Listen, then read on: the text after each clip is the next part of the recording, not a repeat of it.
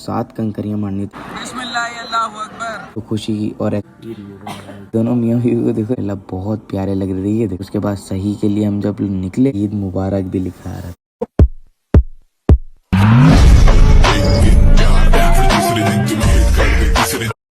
अस्सलामुअलैकुम रहमतुल्लाहि व बरकातुहू। क्या हाल चाल है आप लोगों के? उम्मीद है खैर खैरियत से होगी। एक और व्लॉग के अंदर आप लोगों का बहुत बहुत खुश आमदीद। ये वहीं से स्टार्ट करते हैं जहाँ पे हमने अपना पार्ट 2 छोड़ा था आज का। यहाँ तक का आज का सफ़र मुझे और आपको बहुत ही आसान दिख रहा होगा। ये आसान बिल्कुल नहीं था, क्योंकि इसके बाद ही पता लगना था कि आज का सफ़र हमारा कितना ज़्यादा मुश्किल है और कितना ज़्यादा मुश्किलात आती हैं, कितना चलना पड़ता है, क्या क्या करना पड़ता है। वही देखते ही देखते हम मुजल्फा से हम लोग पहुँच गए मिना, और यहाँ पे लिखा आ गया मिना स्टार्ट्स हियर। ये हर जगह बैनर लगे हुए हैं, हर जगह ये पैनाफ्लेक्स लगे हुए हैं कि भाई यहाँ से ये जगह शुरू होती है और यहाँ से इतना किलोमीटर रहता है। तो सुबह ही ऑलमोस्ट हो ही गई थी, बड़ा खूबसूरत सा मौसम था। बट यहाँ पे गर्मी बहुत ज़्यादा होती है, तो गर्मी बहुत ज़्यादा ही थी। अब सो रहा था, लेकिन फिर भी हमें करना तो लाजमी था जो भी हमारे सामने मुश्किलात आती। लगभग within half an hour walk हम लोग पहुंच गए जमरात, और सामने हमें दिख गया जमरात का एक बैनर जहाँ पे लिखा था कि बिल्कुल ज़रा सा आगे आ गया है, जमरात शुरू भी हो गया है। तो आपने जहाँ कंकरियाँ मारनी वो जगह आगे। तो फिर हमें पैदल और चलना था। ये पूरा हज का सफ़र, ये पूरी वीडियोस जो मैंने बनाई हैं, ये मैंने बनाई हैं मोड पे, सिनेमैटिक मोड्स पे, और ये सब सिर्फ कैप्चर किया है क्योंकि मैं बोल नहीं सकता था और मुझे अच्छा नहीं लग रहा था कि मैं बोल के बनाऊँ। बस ये सब सीन में रिकॉर्ड करता गया। अब यहाँ से हमें एक चढ़ाई पे चढ़ना पड़ा, क्योंकि इसके बहुत सारे रास्ते हैं।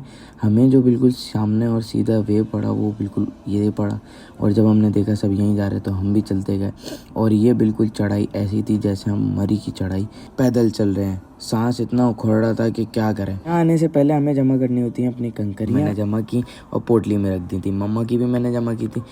भैया तो बड़ा शैतान कुछ ज़्यादा ही बड़ा है, आगे ही नहीं दे रहा। इतना ऊपर है सब, तो भाई ऊपर चढ़ चढ़ के। यहाँ पे लगे हुए थे जमरात के टेंट्स, कैंप्स। जो लोग जमरात में भी रुकते हैं उन लोगों के लिए टेंट्स और ये कैंप्स लगे थे, और ये वीआईपी कैंप्स थे।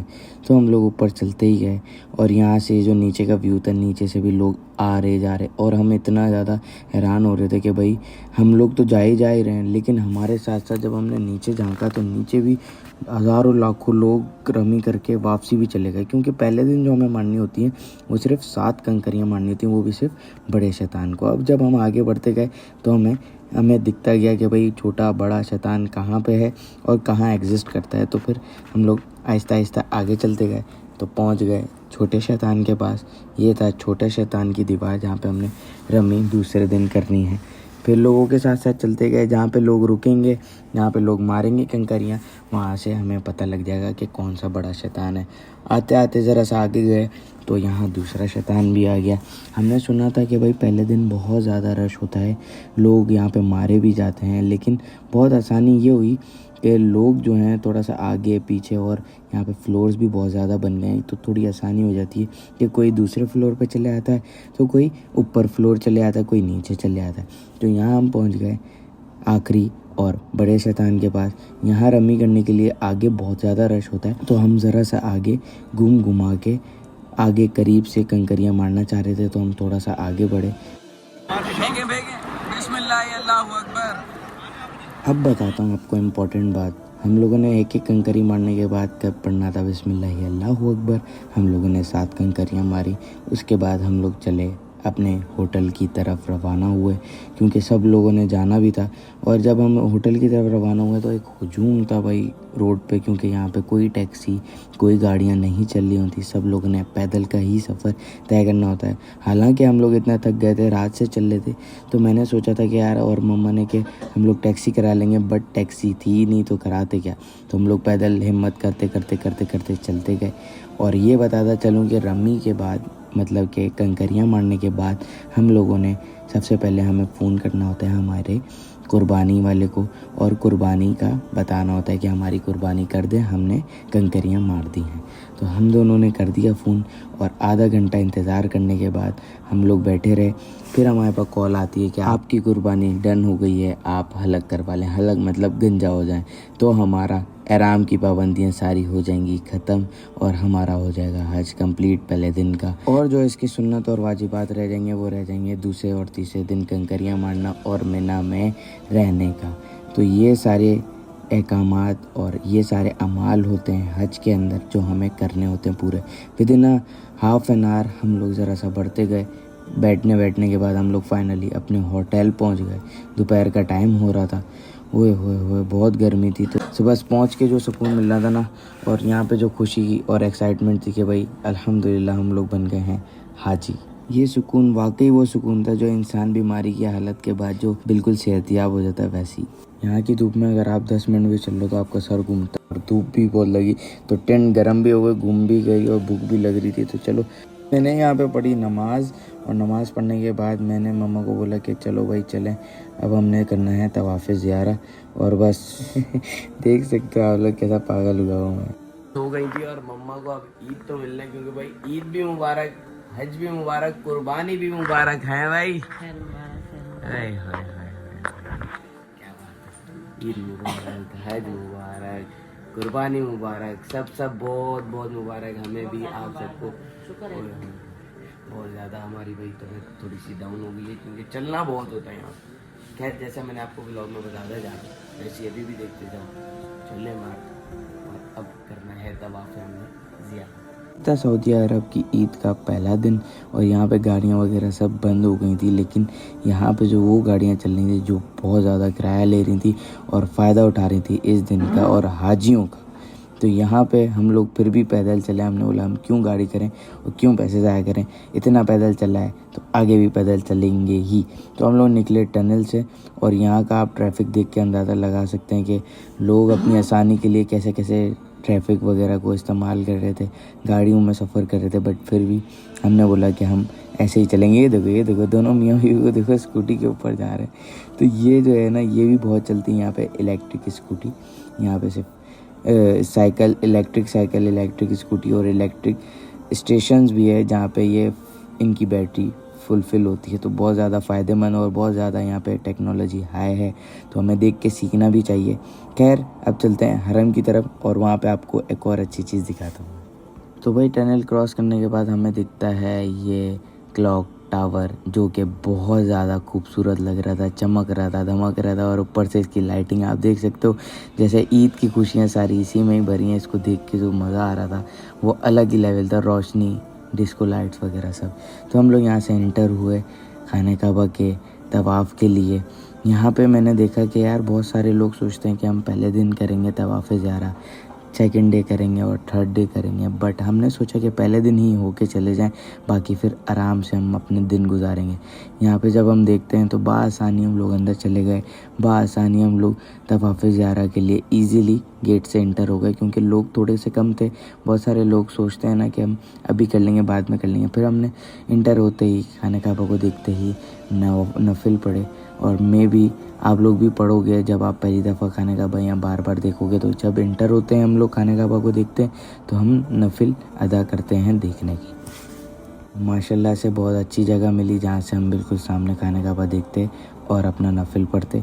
फिर हम आगे बढ़े और माशाल्लाह से तवाफ़ हमने स्टार्ट किया अपना।